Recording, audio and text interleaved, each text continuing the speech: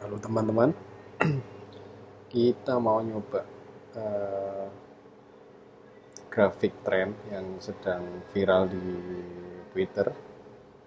Kira-kira ada apa aja yang lagi viral sekarang?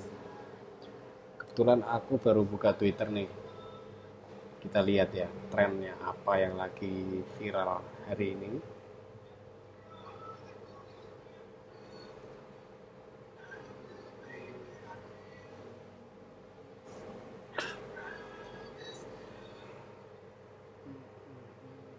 Nah, yang pertama itu kelihatan Rusmiabi tolak PPN 12%, Mulan Guritno hari Kamis, Jungkook Aliansi Rumput Hijau, Deddy Kusnandar pajak mencekik Sri Mulyani, Project Jangwon tanda tangani petisi. Kayaknya lagi trending dari kemarin itu tolak PPN 12%. Kita lihat yang lagi seru nih apa nih, pajak mencekik warga sipil menggugat tolak PPN 12%. Ada 7.000 retweet. Rakyat tidak bodoh, rakyat punya pilihan untuk, kita lihat ya, rakyat tidak, itulah pokoknya rakyat punya pilihan untuk desak pemerintah lewat media sosial, tidak memilih lagi presiden dan anggota DPR DPD DPRD yang pro kenaikan dan lain-lain. Apalagi nih, biasa pemerintah Indo, waduh, apalagi nih, taulah kagak ngerti lagi aman negara ini. Pemerintah dengarkan aspirasi masyarakat. Aliansi Rumput Hijau siap bergabung. Waduh.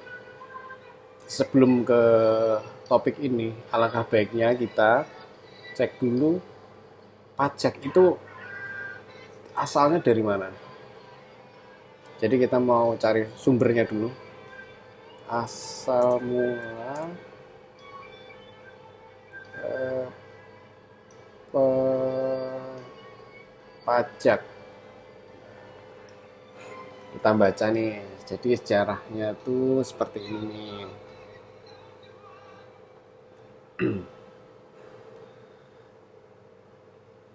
Dari IDN Times.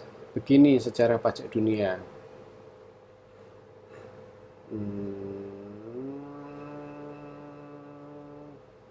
Nah, ini. Dilansir dari Tech Foundation, sekitar 5.000 tahun yang lalu, kita melihat catatan pertama perpajakan di Mesir kuno. Oh, ternyata di Mesir. Pajak itu pertama kali di Mesir. Diingat ya, di Mesir. Di mana Fir'aun memungut pajak yang setara dengan 20% dari seluruh hasil panen gandum. Waduh, gede nih, 20%. Nah, pada saat itu, Mesir belum memiliki uang kertas, sehingga biji-bijian mewakili simpanan nilai yang dapat dengan mudah dikumpulkan, diperdagangkan, dan didistribusikan kembali ke seluruh masyarakat. Ditulis Tech Foundation. Lalu, seperti halnya banyak inovasi modern, orang-orang Yunani bertanggung jawab untuk mengambil ide perpajakan dan menyebarkan ke seluruh dunia seiring dengan perluasan wilayah dan perkembangan peradaban mereka. Oke, mulai kebuka ya sekarang ya. Awal mula pajak yang kita kenal. Oke, kita baca lagi. Hmm, Makin seru nih. Oke. Kita cek lagi. Oke. Nih, artikel lagi nih. Pajak penjualan. Jadi Romawi kuno menerapkan pajak penjualan. Itu namanya Julius Caesar. adalah orang pertama yang menerapkan pajak penjualan dengan tarif tetap sebesar 1% yang diterapkan di seluruh kekaisaran di bawah pemerintahan Kaisar Agustus. Oh, Agustus namanya. Kaisarnya namanya Agustus. Pajak penjualan adalah 4%, mendekati tarif yang kita lihat saat ini di banyak pajak penjualan negara bagian AS. Oke. Tadi pajak penjualan, terus sekarang pajak penghasilan. Kaisar Romawi kuno, Agustus mengubah sistem pajak pada akhir abad ke-1 SM sebelum Masehi. Itu. Pengumpulannya awalnya dilakukan melalui petani pajak yang mengumpulkan pajak dari wilayah masing-masing berdasarkan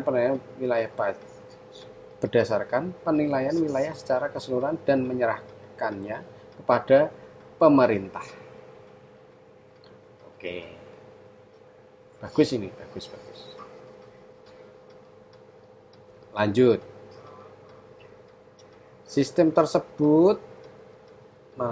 tersebut sulit untuk dilanjutkan dan Agustus beralih ke sistem perpajakan langsung yang menyerupai pajak penghasilan. Sistem ini dimulai sebagai pajak langsung atas kekayaan individu. Tetapi ketika jelas bahwa sistem ini juga sulit untuk dilaksanakan, pajak penghasilan menggantikan pengumpulan pajak tersebut. Oke. Jadi sistem ini itu dimulai sebagai pajak langsung atas kekayaan individu. Jadi tiap orang ditariki pajaknya secara langsung. Karena di sini dituliskan individu. Tetapi ketika jelas bahwa sistem ini juga sulit untuk dilaksanakan, pajak penghasilan menggantikan pengumpulan pajak tersebut. Oke. Banyak ini. Ada pajak properti juga. Nah, ini kayaknya terakhir. Pada zaman kuno, pajak properti dipungut di Mesir, Persia, dan Cina. Awalnya, pajak ini didasarkan pada nilai produksi tanah atau seberapa banyak hasil yang diharapkan dari tanah tersebut. Dan oleh karena itu, biasanya dibayarkan oleh para petani. Oke, ini terbuka ini. Jadi, para petani itu membayarkan pajaknya karena mereka punya tanah dan hasilnya itu nilai produksi itu untuk membayar pajak. Pajak properti berlanjut di Eropa abad pertengahan di bawah pemerintah William Sang, penakluk di Inggris yang terkenal. Lady Godiva menunggang kuda di jalanan dalam keadaan telanjang sebagai bentuk protes atas pajak properti yang harus dibayar suaminya. Waduh, kok sampai kayak gini? Oke, nggak apa-apa. Ini kita terbuka aja. Nanti kalau ada komentar, silahkan komentar di YouTube saya.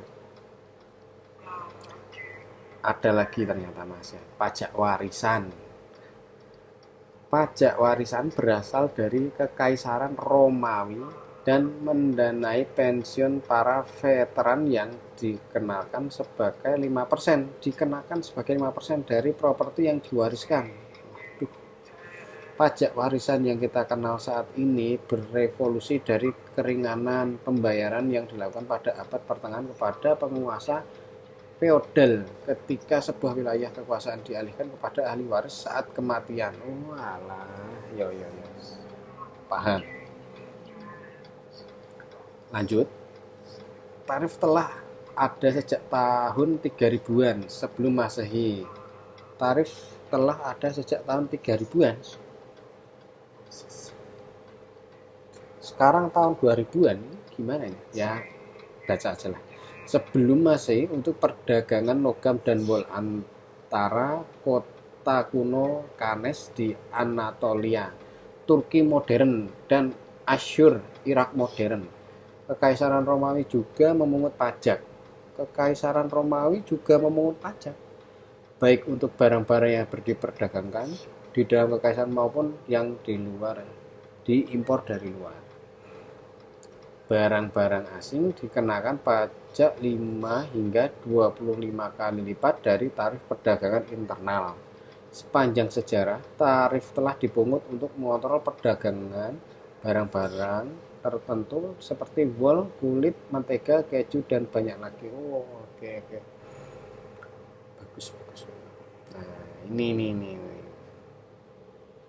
Sejarah pajak di Indonesia. Dikutip dari situs web Ditjen Pajak, bangsa Indonesia telah mengenal pungutan sejenis pajak bahkan sebelum dijajah. Oh, sebelum dijajah itu, bangsa Indonesia telah mengenal pungutan jenis pajak oleh bangsa Eropa dan Jepang. Masyarakat telah mengenal upeti. Oh, upeti. Dulu namanya upeti. Yaitu pungutan sejenis pajak yang bersifat memaksa. Wah, ya, nggak apa-apa. Perbedaannya adalah upeti diberikan kepada raja sebagai persembahan, ya. Mungkin ucapan terima kasih atau ya itu tadi persembahan. Karena pada masa itu raja dianggap sebagai wakil Tuhan dan apa yang terjadi di masyarakat dianggap dipengaruhi oleh raja. Tulis Ditjen Pajak. Oke. Pada masa itu, beberapa kerajaan seperti Majapahit, Demak, Pajang, dan Mataram mengenal sistem pembebasan pajak, terutama pajak atas kepemilikan tanah yang biasa disebut tanah perdikan. Oh iya ya, nanti kita cari tahu tanah perdikan itu apa. Sini kita coba cari tahu, nanti kita balik ke sini lagi. Tanah perdikan itu apa? Oke. Nah, ketemu. Tanah perdikan adalah tanah yang dibebaskan dari kewajiban membayar pajak atau upeti kepada kerajaan. Tanah perdikan diberikan kepada desa atau daerah yang berjasa kepada raja. Oke. Tanah perdikan adalah tanah yang dibebaskan dari kewajiban membayar pajak atau upeti kepada kerajaan. Oke. Kita kembali lagi. Nah, ini disebut tanah perdikan. Umumnya pembebasan tersebut diatur dalam balait. Balait apa ini? Kita coba cari tahu lagi. Balait.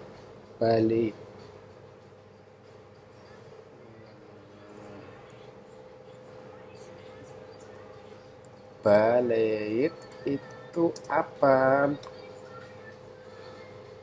Balait cara atau langkah yang ditempuh untuk melaksanakan program tersebut. Oke. Yang dituangkan baik dalam prasasti ataupun dicatat dalam kitab kesusastraan. Ketika masuk era kolonial oleh Belanda dan bangsa Eropa, pajak mulai dikenakan. Oke. Ada lagi ini dalam catatan sejarah Badan Otonomi Belanda, yaitu VOC,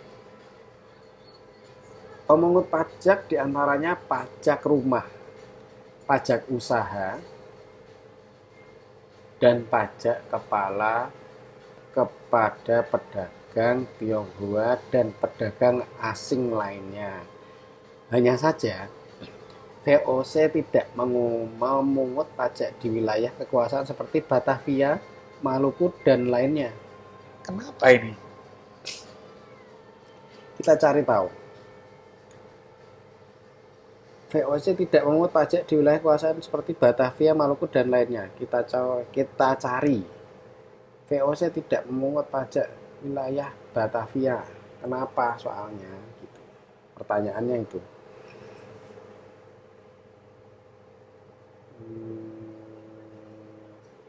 Kita cari tahu di sini.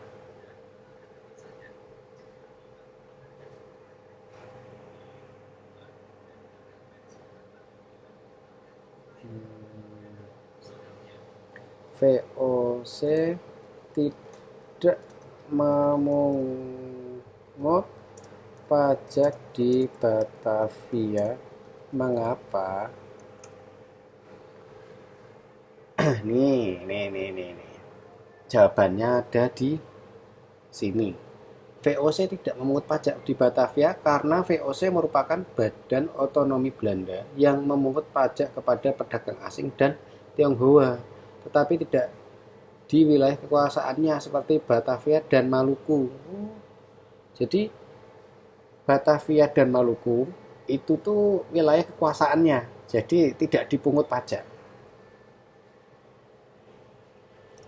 Kemudian pada masa Gubernur Jenderal Danles, kita penasaran wajahnya seperti apa Jenderal Danles ini.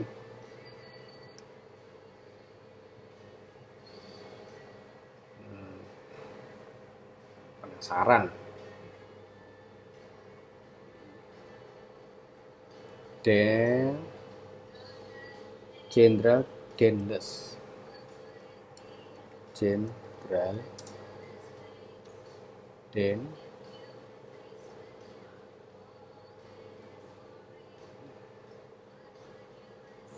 Danles. Nah, ini. Oh, ini Jenderal Danles. Oh, ini. Oh, ini ya. Mantap. Ini Jenderal Danles. Oke, saya zoom. Nah, ini Jenderal Danles. Kita lanjut. Kemudian pada masa Gubernur Jenderal Danles juga ada pemungutan pajak, yaitu pemungut pajak dari pintu gerbang baik orang dan barang. Jadi kayak ada pintu gerbang itu ditarik pajak, mungkin kayak gitu. Dan pajak penjualan barang di pasar. Waduh, berarti di pasar-pasar udah pada dimintain pajak. Termasuk pula pungutan pajak terhadap rumah, tulis Dirjen Pajak. Oh, berarti kalau sekarang seperti pajak rumah itu PBB mungkin atau apa? Coba kita cari tahu. Pajak rumah itu pajak apa?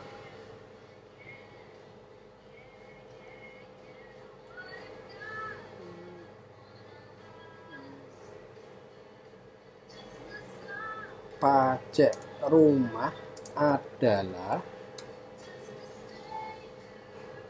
oh iya betul, ini gambar PBB ini yang biasa saya bayar PBB ini. Lanjut.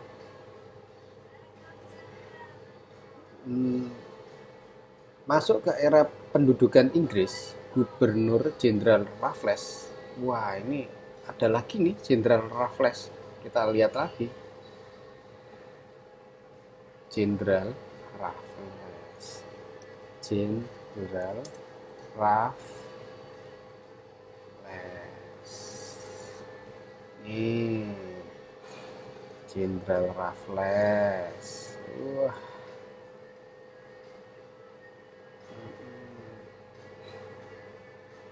Ini Jenderal Raffles. Oke. Kemudian masa Gubernur Jenderal Raffles ini juga dikenal sistem pemungutan pajak yang dengan Landreth-Stelsel yang mana meniru sistem pengenaan pajak di Bengali. Kita cari tahu lagi. Landreth-Stelsel apa ini? Landreth-Stelsel.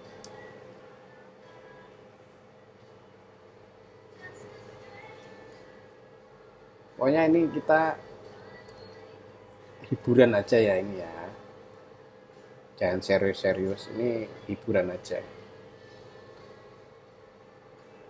Landreth-Stelsel adalah, nih ketemu nih, Landreth-Stelsel adalah Landreth-Stelsel atau sistem sewa tanah adalah kebijakan yang diterapkan oleh Thomas Stamford Raffles, Letnan gubernur Inggris di Indonesia pada masa 1811 sampai 1816. Kebijakan ini bertujuan untuk mengambil keuntungan dari Indonesia dengan meningkatkan pendapatan pemerintah kolonial. Wah, berikut beberapa ketentuan dari land register. Petani harus menyewa tanah meskipun mereka adalah pemilik tanah itu. Wah. Jadi saya punya tanah, itu tanahnya nyewa. Harga sewa tanah bergantung pada kondisi tanah. Ya, nggak apa-apa. Pembayaran sewa tanah dilakukan dengan uang tunai. Wah, ini zaman dulu belum ada transfer. Atau jika terpaksa tidak ada uang, maka boleh dibayar dengan beras. Ya, jadi petani ini mau nanam beras itu suruh bayar dengan beras. Nah, gimana orang masih nanam mau bayar pakai beras? Pajak dipungut per desa bukan perorangan. Wah, ini per desa banyak banget ini. Jumlah pungutannya menyesuaikan jenis dan produktivitas tanah. Ya, nggak apa-apa. Hasil sawah kelas 1 dibebani pajak sebesar 50%, kelas 2 40%, dan kelas 3 banyak 33%. Tegalan kelas 1 dibebani 40%, kelas 2 33%, dan kelas 3 sebanyak 25%. Oke. Ini 1811 sampai 1816. Ini udah selesai, itu udah zaman dulu. Kita balik lagi ke sini. Yang mana meniru sistem pengenalan pajak di Bengali, India, yaitu pengenalan pajak atas sewa tanah masyarakat kepada pemerintah kolonial. Itulah yang menjadi cikal bakal pengenaan pajak bumi dan bangunan. Betul, PBB. Kita tarik lagi ke atas. Pengenaan pajak land rent taxation ini berdasarkan sistem rakyat wari. Wah, ini apa nih? Wah, ini bagus ini. Topiknya bagus. Rakyat wari, kita cek lagi. Rakyat wari itu apa? Sistem rakyat wari adalah ini pengenaan pajak secara langsung kepada para petani. Yaitu pengenaan pajak secara langsung pada petani. Dalam hal ini tarif pajak adalah pendapatan rata-rata petani dalam setahun. Kenapa dikenakan kepada petani? Jadi ada pertanyaan, kenapa kok kepada petani? Jadi terus ada penjelasan dari Jenderal Raffles. Jenderal Raffles beranggapan bahwa tanah yang dikelola oleh petani merupakan tanah para raja atau sovereign. Sedangkan para raja dianggap menyewa tanah tersebut. Sedangkan para raja dianggap menyewa tanah tersebut kepada pemerintah kolonial. Dalam hal ini Inggris. Jadi gimana ini? Jadi kok ujung-ujungnya tanah yang dikelola oleh petani merupakan tanah para raja. Oke. Tanahnya petani itu, yang ngelola petani itu tanahnya raja. Oke. Sedangkan raja dianggap menyewa tanah tersebut kepada pemerintah kolonial. Jadi raja ini nyewa tanah ke kolonial, itu anggapan para Raffles ini. Begitu. Kemudian terdapat juga aturan mengenai pajak penghasilan pada era kolonial. Aturan pajak atas penghasilan dikenakan kepada pribumi maupun orang non-pribumi yang mendapat penghasilan di Hindia Belanda atau Indonesia. Saat ini aturan tersebut yang menerapkan adalah pemerintah kolonial Belanda pada awal abad ke-19. Kita baca lagi. Tidak banyak yang dikerjakan pada zaman penjajahan Jepang sebab pada masa itu pemerintah Jepang lebih memfokuskan semua sumber daya untuk biaya perang. Oh ya, jadi zaman dulu masih zaman perang. Oleh karenanya sulit memisahkan mana yang merupakan pajak dengan rampasan pemerintah itu sendiri kepada rakyat. Oke. Jadi seperti itu ceritanya. Tapi di masa itu rakyat selain dibebani dengan kewajiban Romusa, juga dibebani dengan membayar pungutan yang dianggap sebagai pajak. Hal ini sangat memberatkan rakyat. Iya, sangat memberatkan rakyat nih. Rakyat Indonesia kala itu meskipun hanya berlangsung selama kurang lebih 3,5 tahun. Di era selanjutnya ketika Indonesia sudah merdeka, pengenaan pajak sudah lebih konservatif dan berkeadilan yang dituangkan dalam berbagai aturan yang sah diterbitkan oleh pemerintah Republik Indonesia. Jadi ini tadi dari sejarah pajak, terus dijelaskan pungutan-pungutannya itu apa saja, terus sudah dijelaskan juga di sini sejarah pajak itu dari berbagai sumber seperti pajak penjualan, penghasilan, properti, terus warisan itu dari dulu itu sudah ada. Jadi kita sebagai rakyat Indonesia tidak perlu kaget karena dari zaman dulu sudah ada. Tinggal kebijakannya seperti apa. Monggo, ini kita sharing-sharing di kolom komentar. Tolong dibantu subscribe dan like-nya. Ini video hiburan saja seperti relaksasi, tidak usah serius-serius. Gitu. Terima kasih. Wassalamualaikum warahmatullahi wabarakatuh.